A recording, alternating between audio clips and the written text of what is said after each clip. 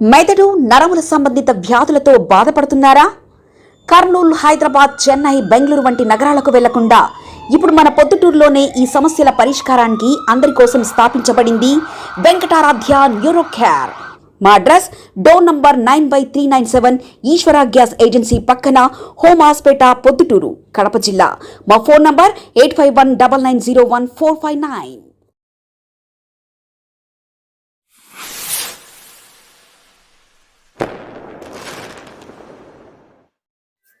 ప్రొద్దుటూరు నియోజకవర్గ ప్రజలందరికీ మీ సోదరుడు రాచమల్లు హృదయపూర్వకంగా నమస్కరిస్తూ,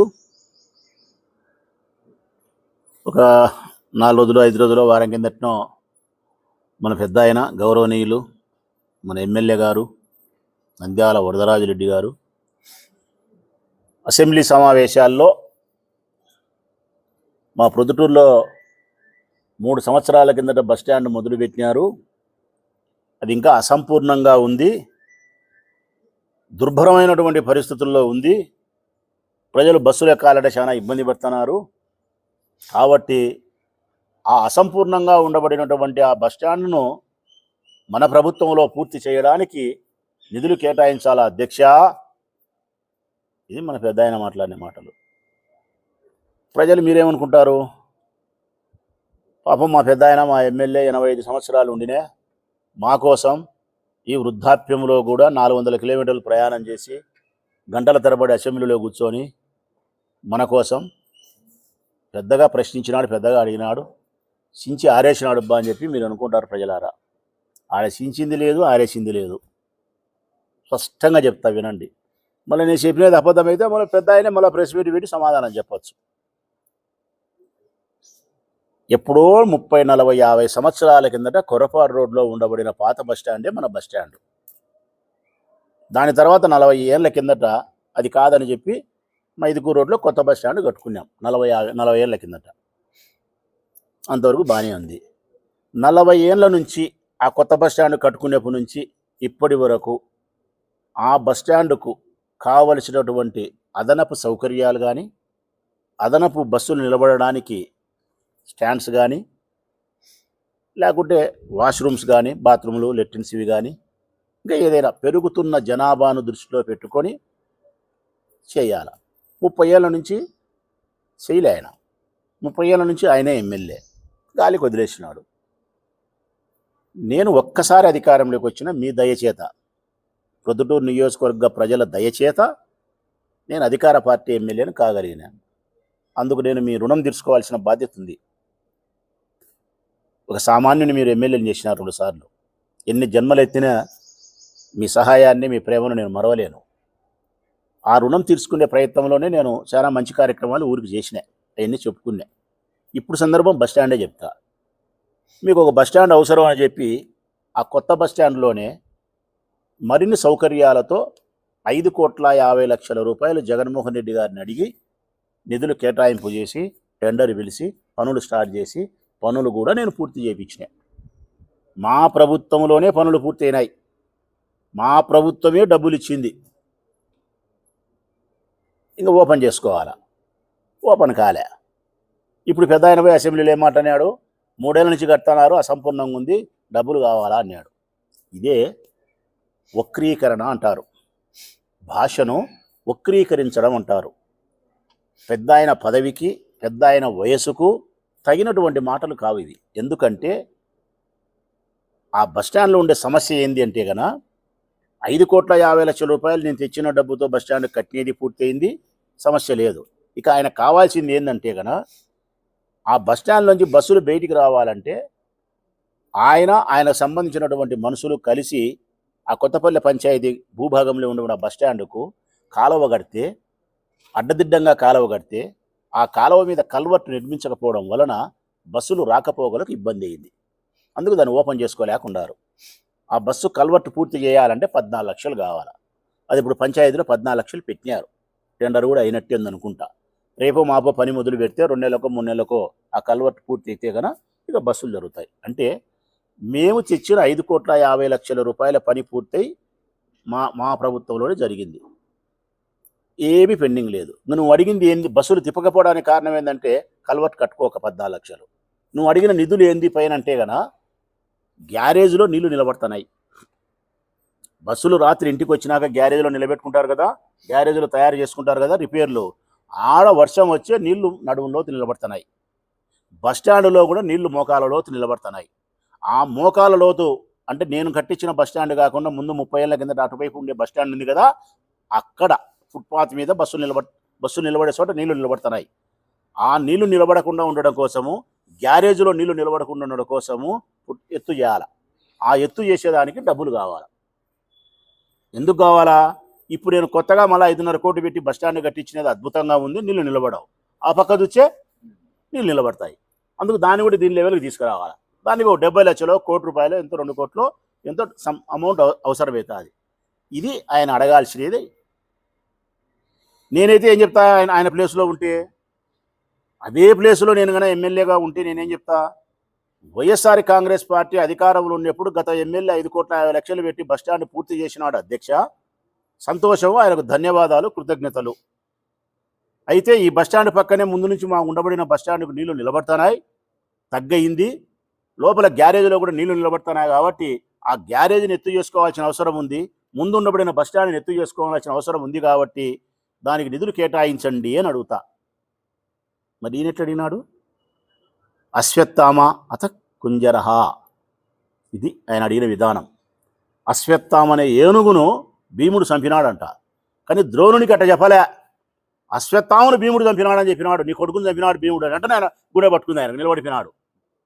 వాస్తవానికి భీముడు చంపింది అశ్వత్థామ అనే ఏనుగును. ఏనుగు పేరు అశ్వత్థామ, ద్రోణుని కొడుకు పేరు అశ్వత్థామ. ద్రోణుని కొడుకు సచ్చినాడని తెలిస్తేనే ద్రోణుడు నిలబడిపోతాడు, లేకపోతే ద్రోణునితో బరువు. ద్రోణుని జయించలేక అబద్ధం చెప్పినాడు. అబద్ధం ధర్మరాజు చెప్పనంటే గనా అబద్ధం లాంటి కానీ అబద్ధం చెప్పని చెప్పి శ్రీకృష్ణుడు ఆయనతో అశ్వత్థామ అనే పేరు గట్టిగా పలికి అత కుంజరహ మెల్లిగా అనమన్నాడు. అట్టనే మన పెద్ద ఆయన కూడా బస్టాండ్ పూర్తి చేసినారు, ఇదిగో దీనికి నీళ్లు నిలబడుతున్నాయి, నాకు లెక్కి అని అడిగి ఇప్పించుకురావాలి కదా. లే, ఇక్కడ మా యొక్క ఉన్నతిని, మా యొక్క గొప్పతనాన్ని ప్రశంసించడం, అంగీకరించడం ఇష్టం లేక ప్రజలను తప్పుదో పట్టించే మార్గంలో మాట్లాడుతున్నారు. ఇది పెద్ద ఆయన వయసుకు, పెద్ద ఆయన పదవికి గౌరవప్రదమైనటువంటి పరిస్థితి కాదు. ప్రజలందరికీ నేను విజ్ఞప్తి చేస్తూ ఉన్నా, బస్టాండ్ మేము పూర్తి చేసినాం, 14 లక్షల రూపాయల కల్వర్టు వాళ్ళు పూర్తి చేసుకుంటే బస్సులు తిరుగుతాయి. శాసనసభలో ఆయన చించి ఆరేసినది ఏంటంటే వాళ్ళ యొక్క తప్పిదానికి ఈ ప్రభుత్వంలో డబ్బులు అడుగుతున్నాడు. ఈ పూటకి ఇది, రేపటికి యునాని కాలేజీ మీద రేపటికి వస్తా ప్రజలారా, అది కూడా చెప్తా. వాళ్ళ సంబరాలకు సంబంధించి రేపు చెప్తా. యునాని కాలేజీ రూపాయలు ఆడపిల్లలకు ఇచ్చే డబ్బులు నిధులుండాయా? నిరుద్యోగులకు ఉద్యోగం ఇప్పిస్తాం, ఉద్యోగం ఇప్పించలేకపోతే ప్రతి నెల 3,000 రూపాయలు ఇస్తామని చెప్పినారు. ఇప్పటి వరకు 3,000 రూపాయలు మీరు ఇవ్వకపోవడం, పైగా 20 లక్షల ఉద్యోగాల్లో 20 ఉద్యోగాలు ఇవ్వకపోవడం, పైగా మీరు చెప్పిన మరొక అబద్ధం, అధికారంలోకి వచ్చిన తర్వాత స్కిల్ డెవలప్మెంట్ను అనుసంధానం చేసి నిరుద్యోగులందరికీ నైపుణ్యం కలిగిన వృత్తులలో నైపుణ్యం ఇప్పించి వాళ్ళకు ఉద్యోగ ఉపాధి అవకాశం కల్పిస్తామని చెప్పినారే. రాష్ట్రంలో ఎక్కడైనా నిరుద్యోగులకు మీరు స్కిల్ డెవలప్మెంట్ కార్పొరేషన్ ద్వారా నైపుణ్యాన్ని కల్పించి ఎక్కడ ఉద్యోగాలు ఇప్పించారో చూపించగలుగుతారా? ఈ రాష్ట్రంలో నిరుద్యోగులు లేరని చెప్పి చూపించగలుగుతారా? మరి నిరుద్యోగులను లేకుండా మీరు చేయలేనప్పుడు ఆ నిరుద్యోగులకు భృతి ప్రతి నెల 3,000 రూపాయలు మీరు ఇవ్వలేదు, ఈ బడ్జెట్లో నిధులు కేటాయింపు లేదు. మరి దీనికైనా మీరు సమాధానం చెప్పాలి కదా, దీనికైనా సమాధానం చెప్పాలి కదా. 50 సంవత్సరాలకే మీరు పెన్షన్ ఇస్తామన్నారు. ఎస్సీ, ఎస్టీ, బీసీ, మైనారిటీకి సంబంధించిన స్త్రీ పురుషులకు 50 సంవత్సరాలకు పెన్షన్ ఇస్తామని చెప్పినారు. అట్లా 50 సంవత్సరాలు నిండిన వాళ్ళు ఈ రాష్ట్రంలో దాదాపు 20-25 లక్షల మంది ఉన్నారు. మరి వాళ్లకు నిధులు ఈ బడ్జెట్లో కేటాయించినట్టు ఎక్కడా మాకైతే కనిపించలే మీరు ప్రవేశపెట్టిన బడ్జెట్లో. మరి ఆ ఊర్లో ఉండే ఎమ్మెల్యేలు ఆ ఊర్లో బయటకు వచ్చి ప్రజలకు ఇదిగో ఈ బడ్జెట్లో 50 ఏళ్ళకు పెన్షన్ మేము కేటాయించినాము ఈ నిధులు అని చెప్పి, లేకుంటే ఈ 1,500 రూపాయలు మేము ఆడవాళ్ళకు మహిళల కోసం కేటాయించినామని చెప్పి ధైర్యంగా ప్రెస్ ముందుకు వచ్చి చెప్పగలుగుతారా అని అడుగుతాను నేను. రైతులకు 20,000 రూపాయలు చెప్పినారు, పెట్టుబడి సాయం. 2 బడ్జెట్లు అయిపోయి 3వ బడ్జెట్. ఈ 3వ బడ్జెట్లో కూడా రైతుల కోసం మీరు ఇస్తానన్న 20,000 రూపాయలకు కావలసిన నిధులను కేటాయించలే. అరకొరకే 30,000 రూపాయలు ఎగరగొట్టినారు రైతులకు. పోయిన సంవత్సరం 20, పోయిన సంవత్సరం 20, 40,000 రూపాయలు ఇవ్వాలా. టోటల్గా ఇప్పుడు మీరు ఇచ్చినది 10,000 రూపాయలు. 30,000 రూపాయలు ఎగరగొట్టినారు. ఈ సంవత్సరం ఇవ్వాల్సిన రైతులకు 20,000 రూపాయలు కూడా నిధులు ఎంత కేటాయించినారు అని చూస్తే 58 లక్షల మందికి కావలసిన డబ్బును మీరు నిధులు కేటాయించలే. మళ్ళీ ఇదిలు ఇచ్చినారు. ఆ ఇదిలు ఇచ్చిన దాంట్లో కూడా ఖర్చు చేస్తారో ఖర్చు చేయరో కూడా తెలియదు. అమ్మఒడి అంతే. 80 లక్షల మంది పిల్లలకు డబ్బులు ఇవ్వాల్సి మీరు 50 లక్షల మందికి ఇచ్చినారు. 30 లక్షల మందికి ఎగరగొట్టినారు. ఈ సంవత్సరం కూడా 30 లక్షల మందికి ఎగరగొట్టడానికి రంగం సిద్ధం చేస్తూనే బడ్జెట్లో నిధులు మీరు కేటాయించినారు. అది కూడా 15,000 రూపాయలు ఇయ్యలే. 10,000 ఇచ్చినారు, 8,000 ఇచ్చినారు, 12,000 ఇచ్చినారు. మరి వీటినన్నిటికీ ఏ నియోజకవర్గంలో ఉండే ఆ నియోజకవర్గ తెలుగుదేశం పార్టీ కూటమికి సంబంధించిన ఎమ్మెల్యే ఇట్లా బహిరంగంగా మీడియా ముందుకు మాలాగా వచ్చి ఇట్లా మీ వాళ్ళను కూర్చోబెట్టుకొని మేము చేసే విమర్శలకు మీరు సమాధానము ప్రజల కోసమైనా చెప్పగలుగుతారా? ప్రజల కోసమైనా. ఇక వ్యవసాయానికి సంబంధించి మాట్లాడాల్సి వస్తే ఈ ప్రభుత్వాన్ని ఉప్పు పాతరేసినా తప్పులేదు. వ్యవసాయానికి సంబంధించి మీరు చేసిన ద్రోహమైతే ఈ ప్రభుత్వానికి ఉప్పు పాత్ర వేసినా కూడా తక్కువ కాదు. ఎందుకంటే మీరు చేసిన అన్యాయం అంతా ఇంత కాదు రైతు బిడ్డలకు. మొట్టమొదటిది 20,000 రూపాయలు పెట్టుబడి సాయం ఇస్తామని చెప్పి మొదటి సంవత్సరం 20,000 రూపాయలు ఎగరగొట్టడం. 2వ సంవత్సరం బడ్జెట్లో మేము ఇస్తామని చెప్పి కేటాయించి 10,000 ఇచ్చి 10,000 ఎగరగొట్టడం. ఈ 3వ సంవత్సరం కూడా 20,000 రూపాయలు ఇవ్వడానికి కావాల్సినటువంటి నిధులను మీరు కేటాయించకపోవడం. రెండవది అత్యంత దుర్మార్గం. మీ ప్రభుత్వం ఏర్పడిన తర్వాత 4 ప్రకృతి వైపరీత్యాలు సంభవించినాయి. ఇప్పటికీ 4 సంభవించినాయి మీ ప్రభుత్వం ఏర్పడిన తర్వాత. మీడియా సోదరులకు కూడా తెలుసు.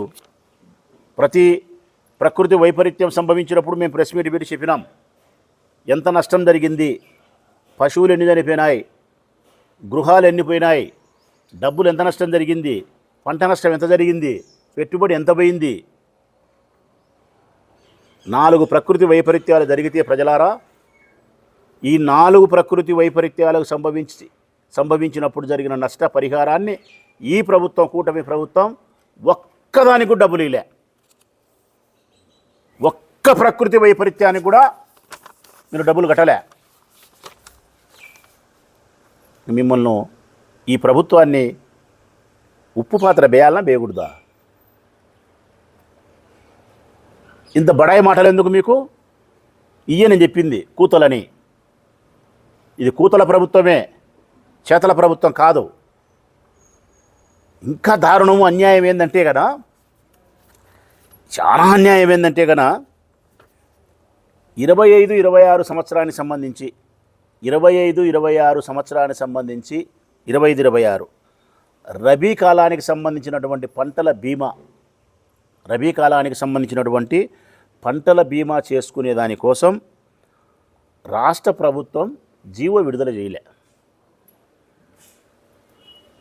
ఒక రైతు తన పంటకు బీమా చేసుకోవాలంటే ఈ రాష్ట్ర ప్రభుత్వము జీవోని విడుదల చేయాలంటే అవకాశాన్ని కల్పించాలి.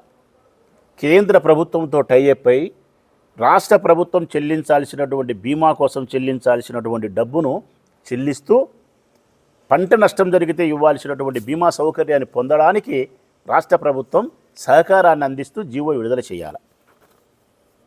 ఇంతవరకు ఏ ప్రభుత్వమైనా ఈ సౌకర్యాన్ని కల్పించింది? ఈ ఒక్క ప్రభుత్వమే 25-26 సంవత్సరానికి సంబంధించి రబీ పంట కాలములో రైతులకు బీమా సౌకర్యాన్ని కల్పించకుండా జీవోని విడుదల చేయలేదు. ఇంక దీనికి చాలు. మిమ్మల్ని ఎంత చెడ్డగా మాట్లాడినా కూడా తక్కువే అవుతుంది. పొరపాటు మేము నోరు జారి మిమ్మల్ని అన్పార్లమెంటరీ లాంగ్వేజ్ ఉపయోగించినా కూడా తప్పు కాదని నా ఉద్దేశంలో.